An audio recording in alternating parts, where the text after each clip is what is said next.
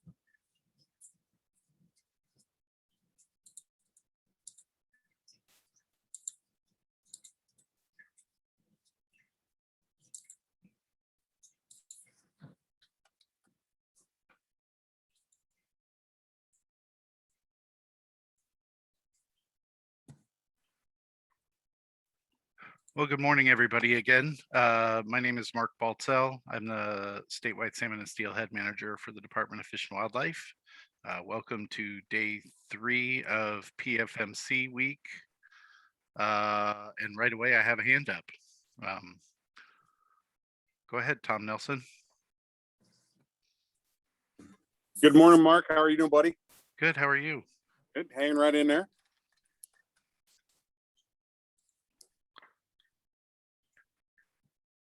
So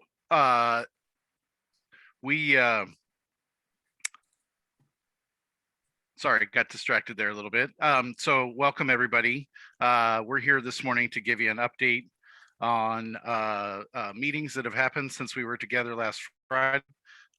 We haven't had any further modeling done, so there's not really a need to talk through any modeling this morning, other than any kind of side modeling or looks that we've done looking at different scenarios. So we're here to give you an update of where things stand, both for an ocean fishery package and any talks we've had with our co-managers on inside fisheries. Give you a lay of the land for today's meetings and kind of next steps in the process. And then, as always, we're here to take your questions and comments as we go through the rest of the hour that we have scheduled this morning. So maybe I'll just start first on the ocean. We still at this point do not have an agreed to singular treaty troll option for fisheries. It is our understanding that the coastal co-managers are meeting this morning, and hopefully coming out of those meetings, we'll have an agreement on a treaty troll option to move forward for modeling. As you can imagine, that has downstream effects for inside fisheries. There's a lot of sitting and waiting for an ocean package to come through, so the inside co-managers can work on shaping their fishery packages to meet our conservation concerns for this year. So it's been a little bit of a waiting game and kind of sitting around, but that just gives us plenty of time to talk about stuff. So one of the things that that's going on the inside is there's an in-river disagreement within the Skagit, amongst the Skagit tribes. We've had a number of meetings, but as folks know, or if you've been paying attention to the modeling, we've got some both the spring stock and the summer fall stock are below their low abundance thresholds. A lot of the conservation concern there is in river. We don't intercept a lot of those fish in our marine area fisheries. As I said, we have met a number of times, including yesterday for a couple of hours. The tribes did ask us if we could in any way reduce our fisheries package to try to help meet the conservation objectives. But really, when it comes down to it, as I said, we just don't have a lot to give in our marine areas to help meet those exploitation rate goals. So hopefully we have some further meetings planned for today. The co-managers have asked NOAA to sit and talk through the issue together. So we'll keep folks updated on that one as we go through the process. One of the other couple of meetings that we've had last Friday and then again yesterday was regarding Area 11 and the Puyallup and Muckleshoot tribes regarding Area 11 fisheries, as well as Puyallup and river fisheries. So at this point, there's co-manager disagreement on the June Area 11 season, as well as the freshwater season. Essentially, there's a disagreement at this point on the level of monitoring. So we're trying to work through those issues in the next number of days. No firm kind of projections, I guess, as to where I think that's going, but just kind of wanted to give folks an idea of some of the things that we've been talking about. Ticking down my list here, just want to make sure I don't forget anything.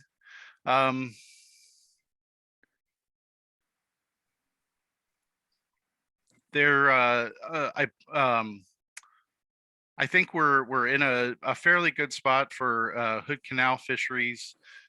We've had some back and forth with the tribe regarding an in-river opportunity.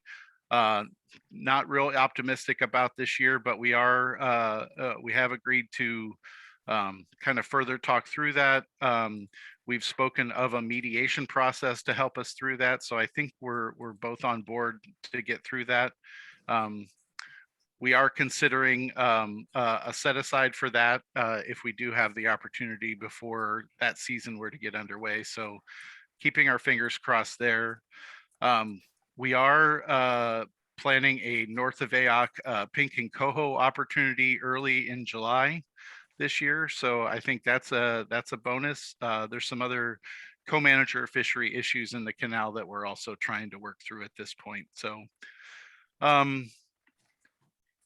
just looking down my list just to make sure I didn't forget anything this morning. The other thing, we did some side modeling over the weekend to look at some different coho fishing scenarios. We did have a couple of meetings late last week with Tulalip regarding both the Chinook, the summer fall Chinook, going back to the Skykomish, and then as well as the hatchery directed fishery that Tulalip has in the Tulalip Bay area, our coho fisheries, the tribe's proposed pink opportunities, and kind of how all these things fit together. We do have an increased brood stocking goal for that hatchery program, the summer fall program. We're trying to expand that program, I think, up to 8 million fish. So trying to figure out some creative ways to make sure that we can meet those goals this year and still provide some opportunities. With that, I may just pause, and I see Carl with his hand up. This might be a good time to start questions. Go ahead, Carl. Yeah, good morning, Mark. Briefly, I just wanted to mention in the email you guys sent out to the advisors, my email wasn't included yesterday, so I have access to the Puget Sound recreational fishing. I don't always check it, but anyways, so the ocean troll option, I take it you're primarily probably talking about the macaw ocean troll. I think there might be one other tribe that does some ocean troll out there. For the purpose of the previous models that have been run, I'm wondering what number was plugged in for the macaw winter troll fishery. I think they usually put a placeholder about 8,500 fish. And then my question is, what is their average take of actual catch over the last couple of years?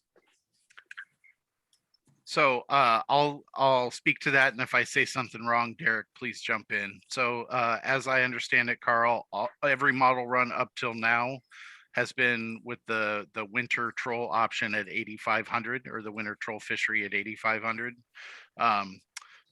All the co-managers are looking at that because obviously that that fishery has a lot of effects on a number of different stocks throughout Puget Sound that the co-managers are concerned with. So yeah, that one is still at 8,500, and I think all eyes are on kind of what the macaw is going to do next with their proposal. Well, and then what kind of take, the other question, I don't know if you can still hear me, but what take have they had over the last previous years in the actual harvest? It's definitely not 8,500. I'm trying to think back in my memory banks, and I don't have it pulled up in front of me, Carl, but I'm fairly certain that their 5-year average catch is below 2,000 fish. So if that gives you a little bit of an idea of where the recent year has been, if I remember right, last year's final modeled run number was like 2975.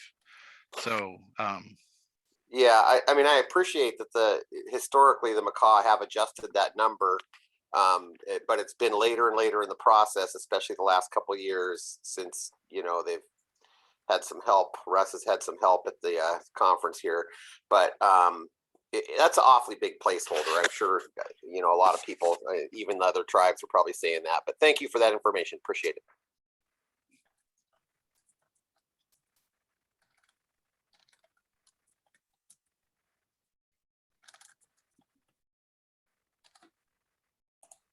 Art has his hand up. Go ahead, Art. Can you hear me?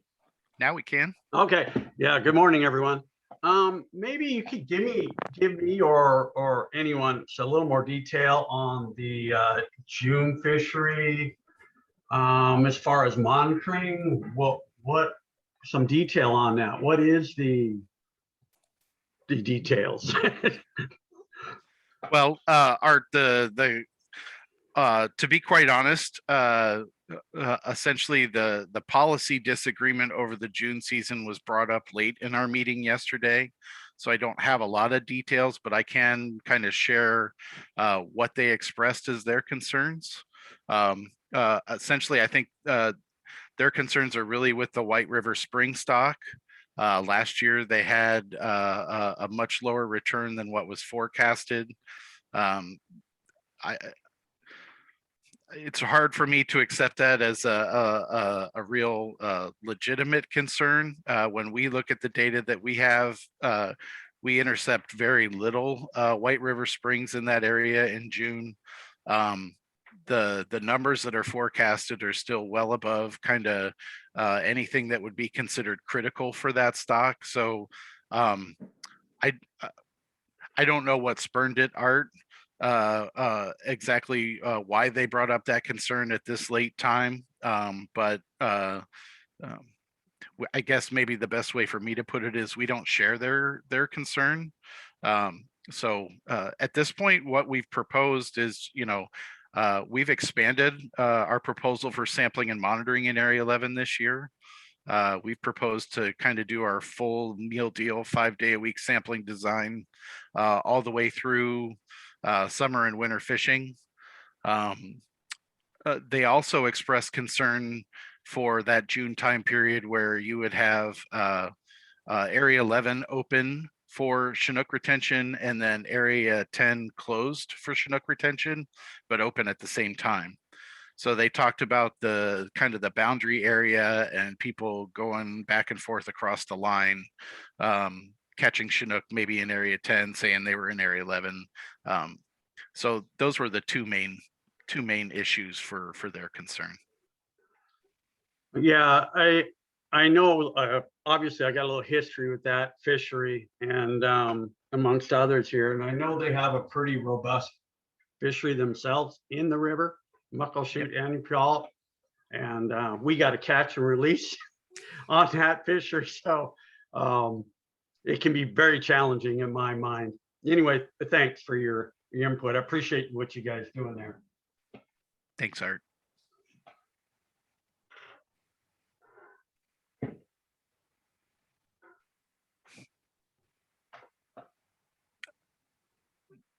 Go ahead, Pat.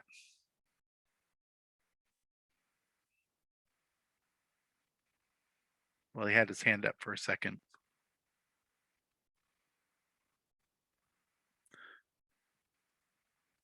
Looks like Norm has his hand up. Yeah, Mark, I just wanted to jump in on that White River piece. You know, this is a situation that's been being bounced back and forth way back when Thiesfield was holding the Puget Sound position before he ever went down to Grace Harbor and moved on. So I believe our argument or our position then was that we've been rebuilding that stock for how many years? And now that it's being fished on, shouldn't we have an opportunity to access that what we have helped build? So it's a little frustrating because I do live on that boundary area, because I launched right at that boundary area, and I understand their concern, but I believe it's a non-starter. It's a non-starter for me. It's just the guys I know that fish it, including myself. It's just stupid to take that chance. So I hope we can fish it. Thank you.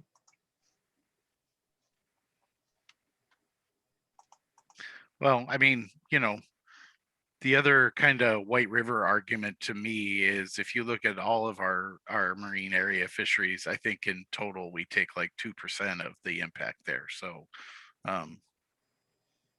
again, we don't always agree, and you know, there's perceptions of and realities on both sides, I guess is a good way for me to put it.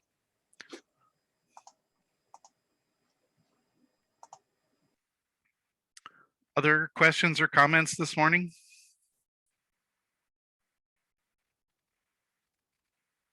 So maybe I'll start talking about kind of today and what the schedule looks like, and then if somebody else thinks of another question or comment, they'll raise their hand. And just as a reminder, if you're on your phone, you can raise your hand by hitting *9 and then unmute yourself by hitting *6. So starting at 10 o'clock this morning, we have a co-manager meeting scheduled for 2 hours from 10 to noon this morning. I think we're very hopeful that there'll be some movement on a co-manager model run. I think again, we've had discussions at the department about advancing a different fishing package forward than what we have currently proposed. I think again, we're looking at some of the things that we had talked about, trying to rearrange some winter months, potentially reduce the summer quota slightly in Area 9. But we haven't gotten there yet. There's a few pieces that need to fall into place, and a couple of conversations we want to have before we advance that forward. Just knowing kind of this delicate dance we're doing within the next 3 or 4 days.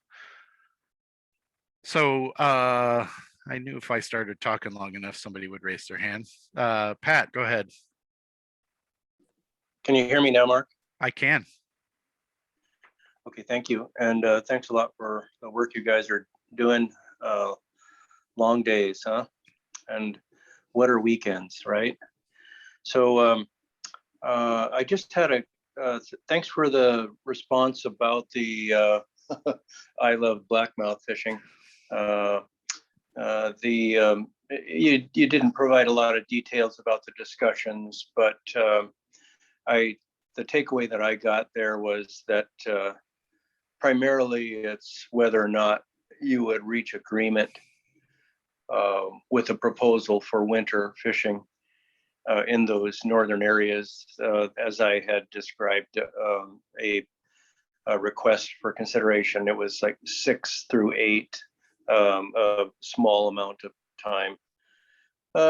I guess I might as well just pursue that just a bit with something more specific. And I don't want to deviate from my thought that something really small, very much a postage stamp, would really send a strong positive signal to the recreational community of some opportunity in the winter.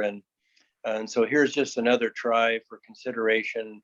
There's no sense in dragging it out longer, but I will ask you to take a look at 6 through 8 for what would it be to reduce the quotas in the summer in those areas just enough to have a President's Day weekend winter fishery.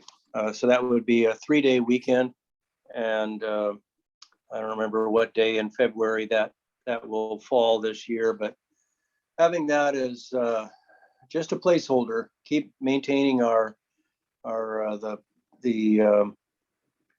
some kind of opportunity, maintaining the message that these are really important fisheries to people in those distant areas, and it would be much appreciated. So I thought, well, if it was too costly in terms of impacts to do it outright, to find it somehow just adding it to the package that was there, is it possible to have just something so small that it obviously wouldn't be a quota, it's too short, but consider that.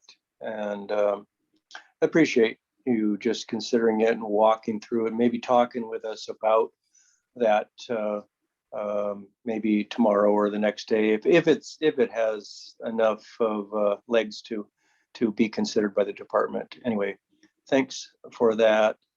I also wanted to ask a question about the same line of thinking that Carl was, or more or less endorse what he was pursuing there with the 8,500. This is an old issue, and it is, the 8,500 was an agreement reached between the Makah tribe and the inside Puget Sound tribes, and I think it was right after the 1994 season. So a long time ago, and that was after they caught about 20,000 fish in the winter fishery, and it scared a lot of people, including the department. And so they reached that as the maximum that they would ever allow their fishery to catch. And they have that in the list of agreed fisheries, somewhat of a description of that. And so I wanted to make sure that we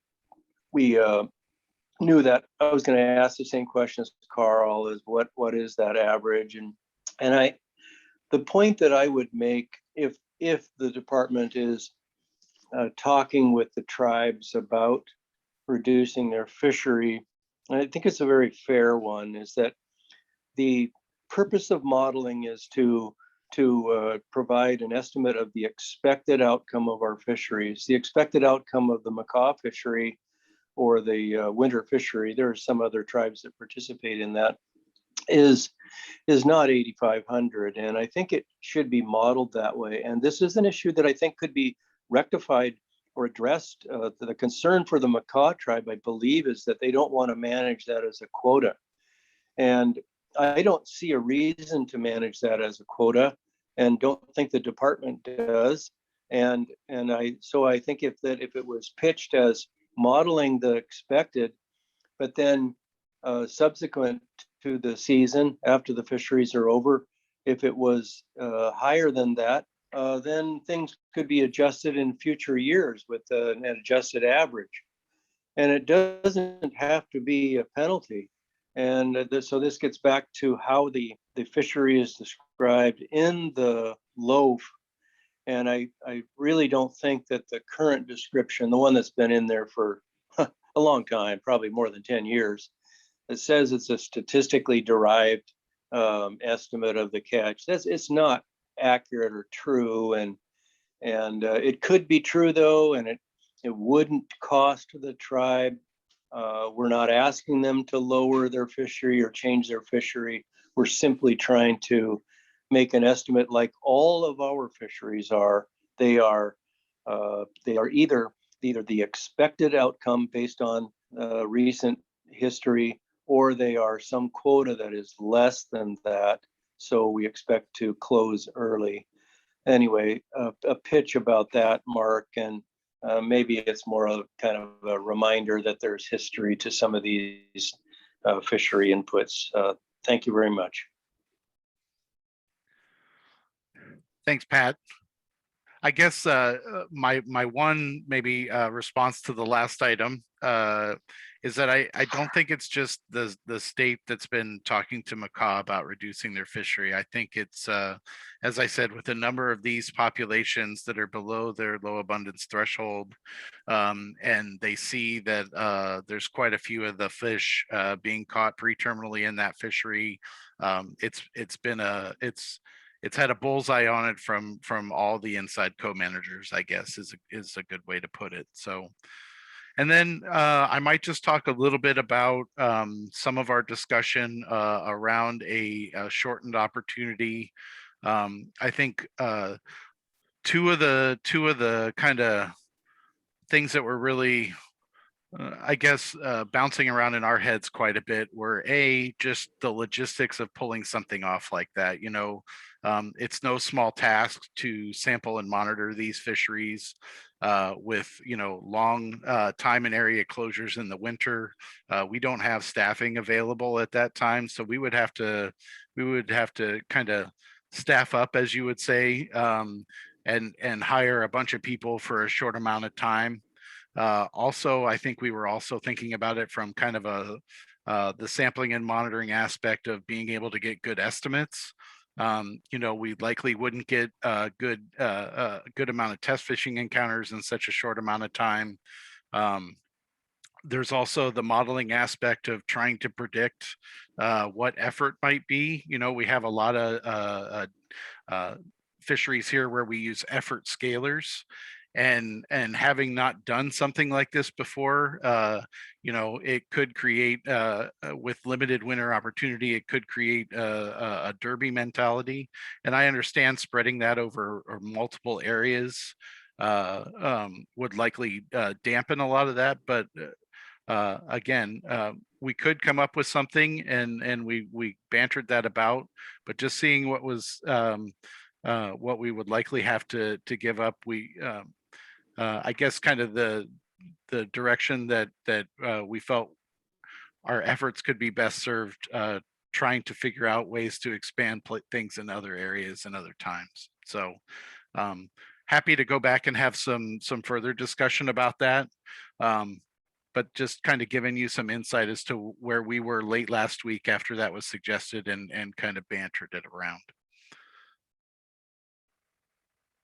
Are there other questions or comments?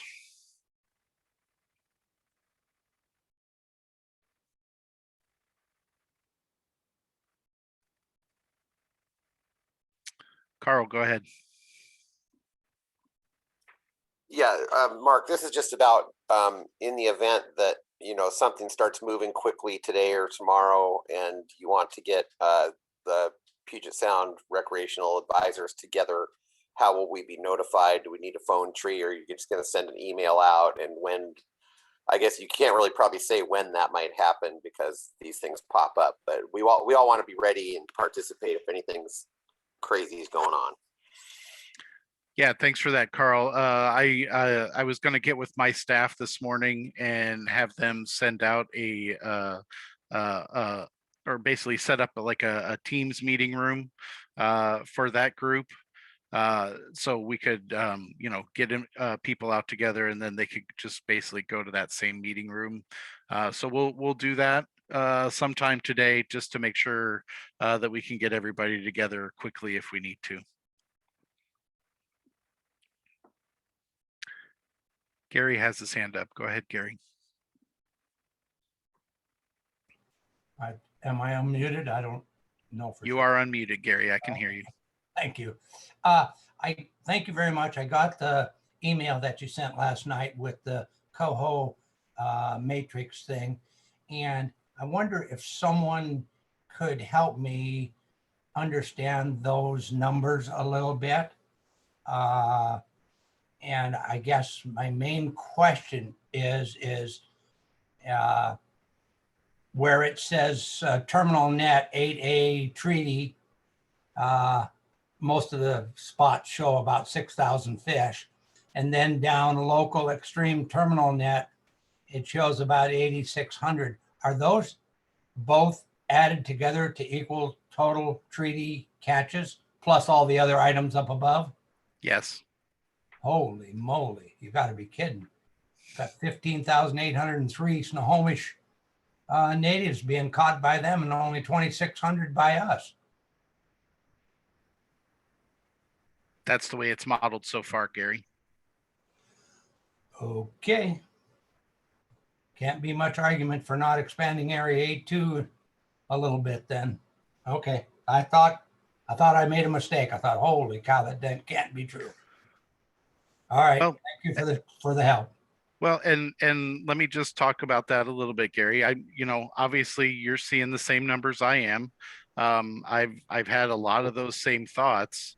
But then I also start thinking about kind of the wider picture of that marine area and not just coho, but other species.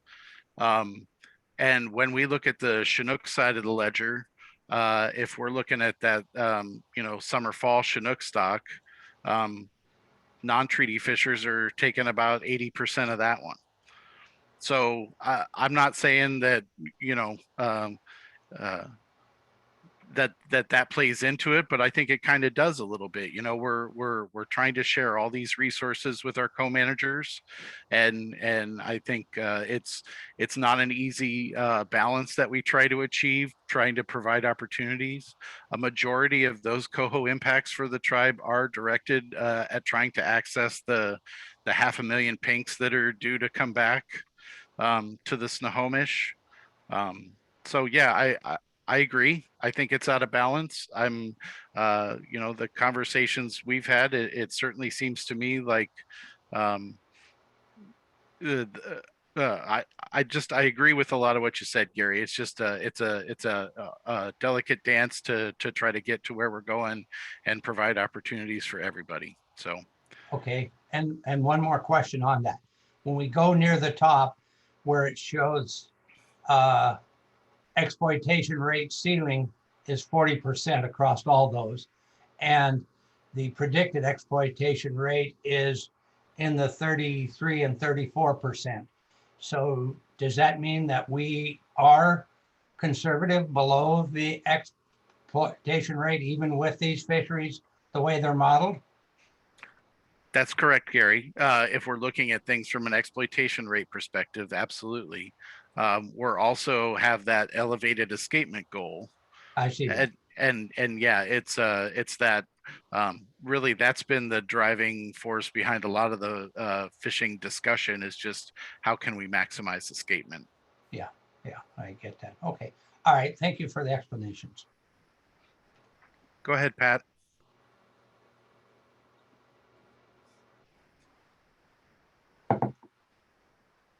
There we go.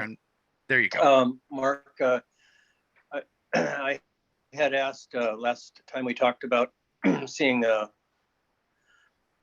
one of the TAMs for any model runs that come out, and nothing. I didn't see anything, but that came my way. But I did see,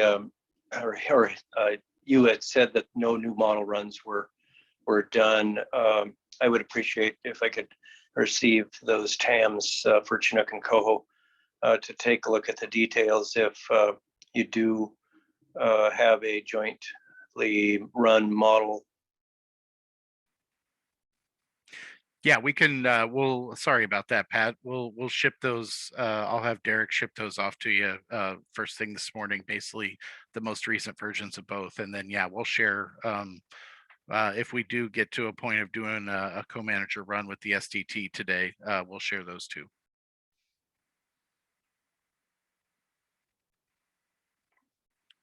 Glenn, go ahead. sitting here looking at these numbers. The escapement breakout points 55,000, correct? Correct. And is that, you said that's elevated? What's the normal breakout or escape? 50,000. So we're only at 5,000 is all. And if I look at these numbers correctly, and like Gary said, we're at 34% of the 40%, but we're trying to manage up to 55,000, correct? And is it fair to say that by looking at this, that majority of that is either in river or treaty fishing? Well, so just so we're clear, there are no directed treaty fisheries in the river. So Oh. they're getting those out in the marine area, out in front, kind of in marine area, what we would call 8-2 in the sport world. Okay. It's 8A in the commercial world, and then the other kind of the extreme terminal net that would be Tulalip Bay. So that's in the commercial world, it's 8D. But for us in the sport world, it's Tulalip Bay or the Tulalip Bubble. All right, thanks.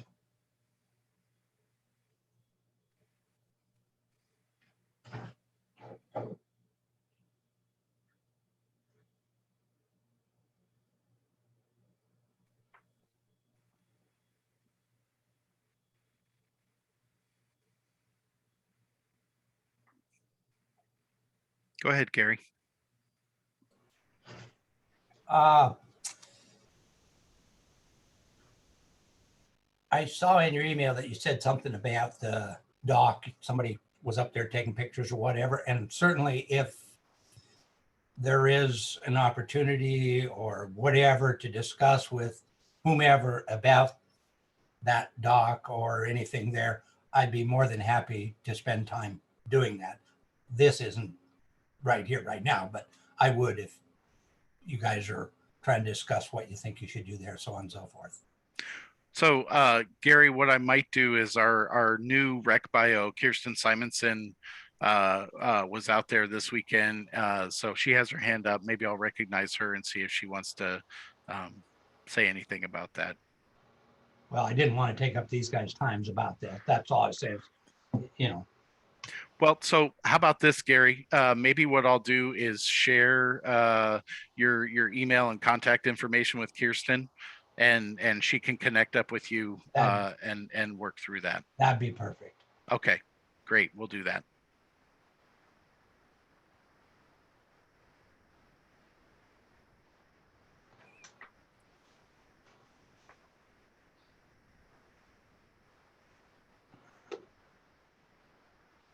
Well, are there any more questions or comments for today? Really appreciate everybody taking the time to join us this morning. As I said, we have a co-manager meeting this morning. We're really hopeful that that'll lead to some STT ocean model runs that'll help do some inside shaping here in the near future, and we can move this on down the road and hopefully get a fishing package together by Thursday. So we'll be in touch with folks through the day as we learn anything new, and obviously we'll share any new information we have as we get it, and we'll be back here at 8 o'clock again tomorrow morning to give you another update and walk you through where we're at. So thanks everybody for joining us this morning. Really appreciate it and look forward to the next time. Take care.